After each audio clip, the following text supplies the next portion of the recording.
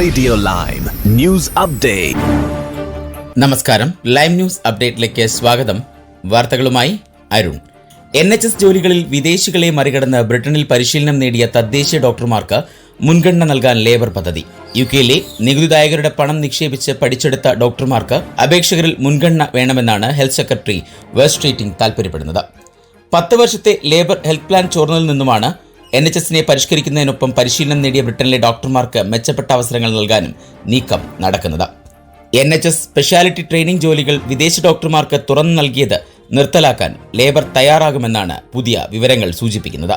Junior ഡോക്ടർമാർക്കിടയിൽ ഈ നീക്കം അനുകൂല നിലപാട് സൃഷ്ടിക്കുമെന്നാണ് ഹെൽത്ത് സെക്രട്ടറിയുടെ പ്രതീക്ഷ. ഗവൺമെന്റിന്റെ പുതിയ പേ ഓഫറിനെതിരെ സമരം ചെയ്യുമെന്ന് പ്രഖ്യാപിച്ചിരിക്കുകയാണ് ഇവർ. സ്പെഷ്യാലിറ്റി ട്രെയിനിംഗ് സീറ്റുകളിൽ UK മെഡിക്കൽ ഗ്രാജുവേറ്റുകൾക്ക് മുൻഗണന നൽകുമെന്ന് ബ്രിട്ടീഷ് മെഡിക്കൽ അസോസിയേഷൻ ആവശ്യപ്പെടുന്നുണ്ട്. ഒരേ ജോലികൾക്കായി വിദേശ അപേക്ഷകർക്കൊപ്പം UK മെഡിക്കൽ സ്കൂൾ ഗ്രാജുവേറ്റുകളും മത്സരിക്കേണ്ടി വരുന്നത് ശരിയല്ലെന്ന് സ്ട്രീറ്റിംഗ് നേരത്തെ നിലപാട് സ്വീകരിച്ചിരുന്നു. ഇതിനു പുറമെ ട്രെയിനിംഗ് സീറ്റുകളുടെ എണ്ണം വർദ്ധിപ്പിക്കാൻ ഹെൽത്ത് ഡിപ്പാർട്ട്മെന്റ് ട്രഷറിയുമായി വിലപേശൽ നടക്കുന്നുമുണ്ട്. ഇംഗ്ലണ്ടിലെയും വെയിൽസിലെയും ജയിലുകളിൽ പ്രതികളുടെ എണ്ണമേറുന്നതിന് പിന്നാലെ അവരെ നേരത്തെ പുറത്തിറക്കുന്നതിനുള്ള പദ്ധതി കൊലയാളികളും ബലാത്സംഗ പ്രതികളും അടക്കം പുറത്തിറങ്ങാൻ വഴിയൊരുക്കും.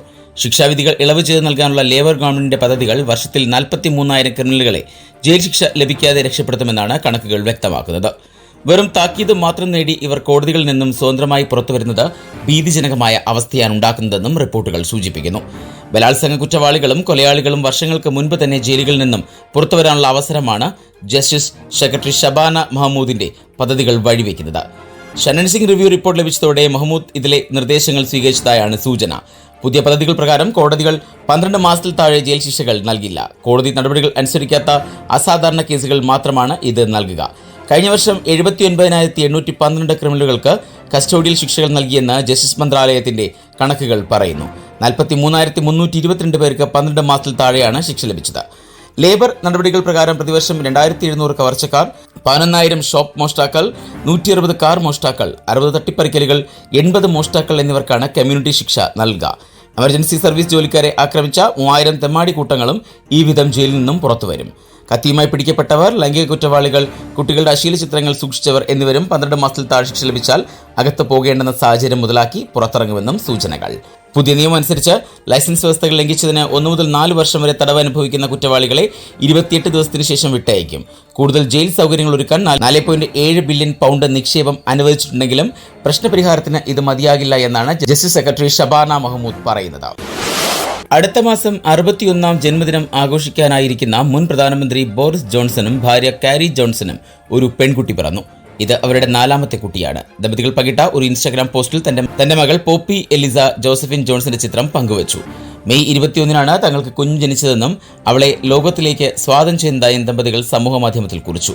2021 മെയ് മാസത്തിൽ വെസ്റ്റ്മിൻസ്റ്റർ കത്തീഡ്രലിൽ വിവാഹിതരായ ഈ ദമ്പതികൾക്ക് വിൽഫ്രഡ്, റോമി, ഫ്രാങ്ക് എന്നീ 3 കുട്ടികളുമുണ്ട്. കോവിഡ്-19 പ്രതിസന്ധിയുടെ ആദ്യ മാസങ്ങളിൽ 2020 ഏപ്രിലിലാണ് ദമ്പതികൾക്ക് ആദ്യത്തെ കുട്ടി വിൽഫ്രഡ് ജനിച്ചത്.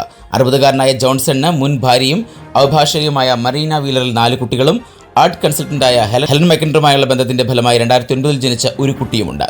ജോൺസൺ 2019 ജൂലൈ മുതൽ 2022 സെപ്റ്റംബർ രാജിവെക്കുന്നതുവരെ പ്രധാനമന്ത്രിയായിരുന്നു. നോർത്ത് വെസ്റ്റ് ലണ്ടനിൽ സ്റ്റോൺ ബ്രിഡ്ജിലുള്ള ടില്ലറ്റ് ക്ലോസിൽ വീടിനുണ്ടായ തീപിടുത്തത്തിൽ അമ്മയും 3 മക്കളും മരിച്ചു. 43 വയസ്സുള്ള അമ്മയും 15 വയസ്സുള്ള ഒരു പെൺകുട്ടിയും 8ഉം 4 വയസ്സുള്ള 2 ആൺകുട്ടികൾക്കുമാണ് ദാരുണ സംഭവത്തിൽ ജീവൻ നഷ്ടമായത്. ശനിയാഴ്ച പുലർച്ചെ 1:20 ഉണ്ടായ തീപിടുത്തത്തിൽ വീട് കത്തി നശിക്കുകയും ചെയ്തു. കൊലപാതക കുറ്റം ചുമത്തി സംഭവസ്ഥലത്ത് 41 വയസ്സുള്ള ഒരാളെ പോലീസ് അറസ്റ്റ് ചെയ്തിരുന്നു. ഇയാൾ പോലീസ് കസ്റ്റഡിയിലാണ്. 70 വയസ്സുള്ള ഒരു സ്ത്രീയെയും ഒരു കൗമാരക്കാരിയായ പെൺകുട്ടിയെയും ആശുപത്രിയിൽ പ്രവേശിപ്പിച്ചെങ്കിലും അവരുടെ അവസ്ഥയെക്കുറിച്ചുള്ള വിവരങ്ങൾ ഇപ്പോഴും പുറത്തു വന്നിട്ടില്ല. മറ്റ് 2 കുടുംബാംഗങ്ങളെ ആശുപത്രിയിൽ പ്രവേശിപ്പിച്ചു. ടില്ലറ്റ് ക്ലോസിലെ മാരകമായ തീപിടുത്തത്തിൽ ബ്രൺ ഈസ്റ്റിലെ പ്രാദേശിക MP ഡോൺ ബെർലർ തന്റെ ദുഃഖം രേഖപ്പെടുത്തി.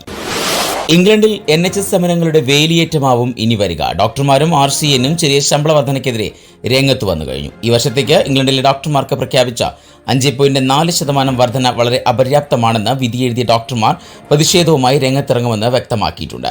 അതേസമയം ഡോക്ടർമാരെക്കാൾ ഏറെ കുറവ് ശമ്പളം ലഭിക്കുന്ന നഴ്സുമാർ ഉൾപ്പെടെ NHS ജീവനക്കാർക്ക് കേവലം 3.6% വർധനവാണ് ഓഫർ ചെയ്തത്.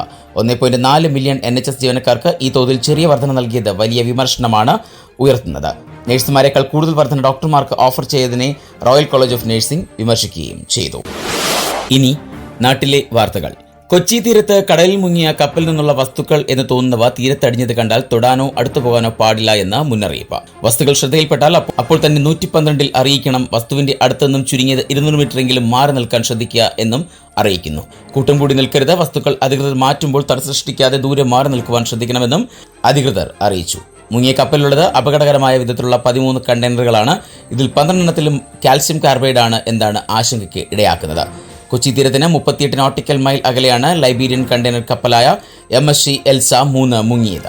640 കണ്ടെയ്നറുകളുമായി വിഴിഞ്ഞത്ത് നിന്ന് കൊച്ചിയിലേക്ക് പുറപ്പെട്ട കപ്പൽ 26 ഡിഗ്രി ചെരിഞ്ഞതിനെ തുടർന്ന് മുങ്ങുകയായിരുന്നു. 640 കണ്ടെയ്നറുകളിൽ 100 എണ്ണമാണ് വേർപെട്ട് കടലിൽ വീണിരിക്കുന്നത്. കപ്പലിലുണ്ടായിരുന്ന 24 ജീവനക്കാരെയും രക്ഷപ്പെടുത്തി കരക്കെത്തിച്ചു. 21 പേരെ ഇന്ത്യൻ കോസ്റ്റ് ഗാർഡും captain, chief engineer, second engineer എന്നിവരെ INS സുജാതയുമാണ് കരക്കെത്തിച്ചത്. രക്ഷപ്പെടുത്തിയവരെ കോസ്റ്റ് ഗാർഡ് ആസ്ഥാനത്തേക്കും കൊച്ചി നാവികത്താവളത്തിലേക്കും മാറ്റി. സ്കൂൾ തുറക്കലുമായി ബന്ധപ്പെട്ട് ഉന്നത ഉദ്യോഗസ്ഥരുടെ യോഗം വിളിച്ചു ചേർത്ത് പൊതുവിദ്യാഭ്യാസവും തൊഴിലും വകുപ്പ് മന്ത്രി വി ശിവൻകുട്ടി. ജില്ലാ കളക്ടർമാർ, തദ്ദേശ സ്വയംഭരണ സ്ഥാപനങ്ങളിലെ പ്രതിനിധികൾ തുടങ്ങിയവരുടെ യോഗമാണ് ചേർന്നത്. പൊതുവിദ്യാഭ്യാസ ഡയറക്ടർ ഷാനവാസ് IAS, വിദ്യാഭ്യാസ വകുപ്പിലെ മറ്റ് ഉദ്യോഗസ്ഥർ എന്നിവർ യോഗത്തിൽ പങ്കെടുത്തു. കുട്ടികളുടെ സുരക്ഷയെ മുൻനിർത്തി സ്കൂൾ കെട്ടിടത്തിന്റെ ഫിറ്റ്നസ് നിർബന്ധമായും സ്കൂൾ അധികൃതർ വാങ്ങണം. ഫിറ്റ്നസ് നൽകുന്നതുമായി ബന്ധപ്പെട്ട് തദ്ദേശ സ്വയംഭരണ വകുപ്പ് മന്ത്രി, പൊതുവിദ്യാഭ്യാസ വകുപ്പ് മന്ത്രി എന്നിവരുമായി ചർച്ച നടത്തിയിരുന്നു. ഇതുമായി ബന്ധപ്പെട്ട അറിയിപ്പ് തദ്ദേശ സ്വയംഭരണ സ്ഥാപനങ്ങളെ അറിയിച്ചിട്ടുമുണ്ട്. സ്കൂൾ തുറക്കുന്നതിന് മുൻപ് തന്നെ ഫിറ്റ്നസ് സർട്ടിഫിക്കറ്റ് വാങ്ങിയിരിക്കണം. വാടക കെട്ടിടത്തിൽ പ്രവർത്തിക്കുന്ന സ്കൂളുകളും ഫിറ്റ്നസ് സർട്ടിഫിക്കറ്റ് വാങ്ങേണ്ടതാണ്. നിർമ്മാണ പ്രവർത്തനങ്ങൾ നടക്കുന്ന സ്കൂളുകൾ കുട്ടികളുടെ പൂർണ്ണ സുരക്ഷിതത്വം ഉറപ്പാക്കുന്ന രീതിയിൽ പണി നടക്കുന്ന സ്ഥലം മറച്ചുവെക്കേണ്ടതാണ്. സ്കൂളിന് മുന്നിലുള്ള പ്രചാരണ സാമഗ്രികൾ, കൊടിതോരണങ്ങൾ, ബോർഡുകൾ, ഹോർഡിംഗ്സ് എന്നിവ അതത് തദ്ദേശ സ്വയംഭരണ സ്ഥാപനങ്ങളുമായി ബന്ധപ്പെട്ട് നീക്കം ചെയ്യേണ്ടതാണ്. വിദ്യാലയങ്ങൾക്ക് സമീപം മുന്നറിയിപ്പ് ബോർഡുകൾ, ട്രാഫിക് സൈൻ ബോർഡുകൾ എന്നിവ സ്ഥാപിക്കുന്നതിനുള്ള നടപടികൾ സ്വീകരിക്കേണ്ടതാണ്. സാഹചര്യങ്ങൾ മനസ്സിലാക്കിക്കൊണ്ട് അപകട സാധ്യതാ മുന്നറിയിപ്പ് ബോർഡുകൾ സ്ഥാപിക്കണം. സ്കൂളിലും പരിസരത്തും അപകടകരമായ നിലയിൽ മരങ്ങളോ മരച്ചില്ലകളോ ഉണ്ടെങ്കിൽ അവ മുറിച്ചു മാറ്റുന്നതിനുള്ള നടപടികൾ സ്വീകരിക്കണം.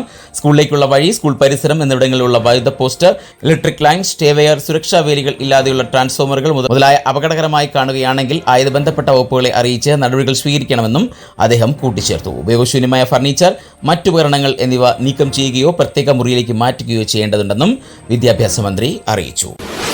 ഗുരുവായൂർ ക്ഷേത്രത്തിൽ പ്രസാദ ഊട്ടിനെത്തുന്ന ഭക്തർ ഷർട്ട് അഴിക്കണമെന്ന നിബന്ധന മാറ്റാൻ തീരുമാനിച്ച് ദേവസ്വം ഭരണസമിതി. പടിഞ്ഞാറേ നടയിലെ അനലക്ഷ്മി ഹാളിൽ പ്രസാദ ഊട്ട് കഴിക്കാനെത്തുന്ന ഭക്തർ ഷർട്ട് അഴിക്കണമെന്ന നിബന്ധന മാറ്റാൻ മെയ് 22 ചേർന്ന ഗുരുവായൂർ ദേവസ്വം ഭരണസമിതി യോഗമാണ് തീരുമാനിച്ചത്. പ്രസാദ ഊട്ട് വിളമ്പുന്ന ഹാളിനുള്ളിൽ ഷർട്ട് ധരിക്കാൻ അനുവദിക്കണമെന്നത് ഭക്തരുടെ ദീർഘകാല ആവശ്യമായിരുന്നു. ക്ഷേത്രത്തിലേക്ക് പ്രവേശിക്കുന്നത് പോലെ ഷർട്ട് അഴിച്ചു വേണം അനലക്ഷ്മി ഹാളിൽ പ്രവേശിക്കാൻ എന്നതാണ് നിലവിലെ രീതി. പ്രസാദ ഊട്ട് വിളമ്പുന്നവർ തൊപ്പിയും ഗ്ലൗസും ധരിക്കണമെന്നും നിർദ്ദേശമുണ്ട്. എന്നു മുതലാണ് പുതിയ നിർദ്ദേശം നടപ്പാക്കുന്നതെന്ന് തീരുമാനിച്ചിട്ടില്ല. ഇനി സ്പോർട്സ് വാർത്തകൾ. മാഞ്ചസ്റ്റർ യുണൈറ്റഡ് തങ്ങളുടെ പ്രീമിയർ ലീഗ് സീസൺ ഓൾഡ് ട്രാഫോർഡിൽ ആസ്റ്റൺ വില്ലയെ 2-0 തോൽപ്പിച്ച് വിജയത്തോടെ അവസാനിപ്പിച്ചു. എന്നാൽ ഈ വിജയം അവരുടെ മോശം സീസൺ മെച്ചപ്പെടുത്താൻ പര്യാപ്തമായിരുന്നില്ല. അവർ 15ാം സ്ഥാനത്താണ് ഫിനിഷ് ചെയ്തത്. വില്ലയെ സംബന്ധിച്ചിടത്തോളം ഈ തോൽവി കടുത്ത നിരാശയാണ് നൽകിയത്. അവർക്ക് UEFA ചാമ്പ്യൻസ് ലീഗ് യോഗ്യത നഷ്ടപ്പെട്ടു. 6ാം സ്ഥാനത്താണ് അവർ സീസൺ പൂർത്തിയാക്കിയത്. കഴിഞ്ഞ 3 വർഷമായി വിജയകരമായി നടത്തുന്ന LSK പ്രീമിയർ കപ്പിന്റെ 4th എഡിഷൻ ഈ വരുന്ന ജൂൺ 15, 29, ജൂലൈ 6 തീയതികളിൽ നടത്തുവാൻ തീരുമാനിച്ച വിവരം സന്തോഷപൂർവ്വം അറിയിക്കുന്നു. കഴിഞ്ഞ 3 വർഷങ്ങളിലും പങ്കെടുത്ത ടീമുകൾ കൂടാതെ 4 ടീമുകൾ LSK പ്രീമിയർ കപ്പ് ക്രിക്കറ്റ് ടൂർണമെന്റുകൾ മികച്ചു നിൽക്കുന്നതിനാൽ UK വിവിധ ഭാഗങ്ങളിൽ നിന്നായി 16 ടീമുകൾ മാറ്റിവെക്കുന്ന ക്രിക്കറ്റ് പൂരമാണ് അന്ന് അരങ്ങേറുന്നത്.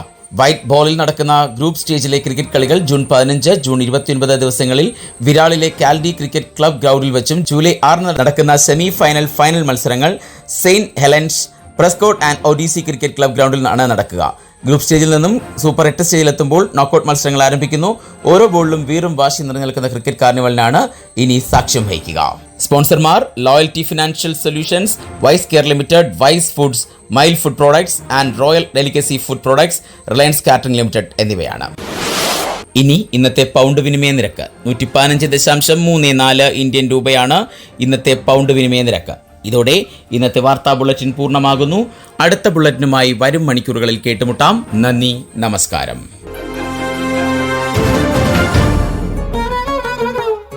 കൂടുതൽ വാർത്തകൾക്കും വിശേഷങ്ങൾക്കുമായി റേഡിയോ ലൈം ആപ്പ് ഡൗൺലോഡ് ചെയ്യൂ. പ്ലേ സ്റ്റോറിൽ നിന്നും ആപ്പ് സ്റ്റോറിൽ നിന്നും. Radio lime.